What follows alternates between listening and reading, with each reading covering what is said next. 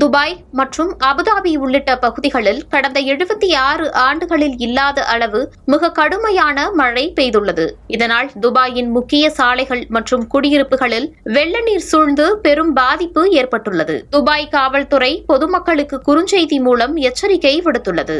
மிக அவசியமான தேவைகளுக்கு தவிர பொதுமக்கள் வெள்ளிக்கிழமை நண்பகல் வரை வீட்டிலேயே இருக்குமாறு கேட்டுக் கொள்ளப்பட்டுள்ளனர். கனமழை மற்றும் மோசமான வானிலை காரணமாக பல விமானங்கள் ரத்து செய்யப்பட்டுள்ளன அல்லது தாமதமாக இயக்கப்படுகின்றன.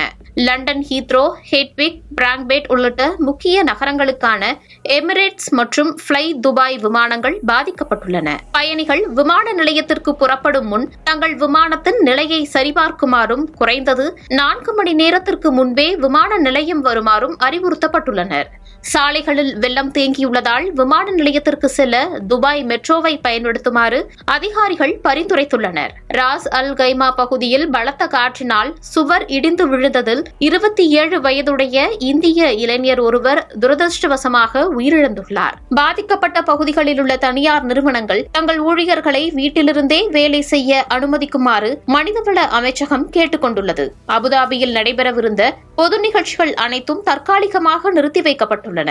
மேலும் டிசம்பர் 20 மற்றும் 21 தொடர்ந்து மழை பெய்யும் என்று தேசிய வானிலை மையத்தின் தரவுகள் தெரிவிக்கின்றன.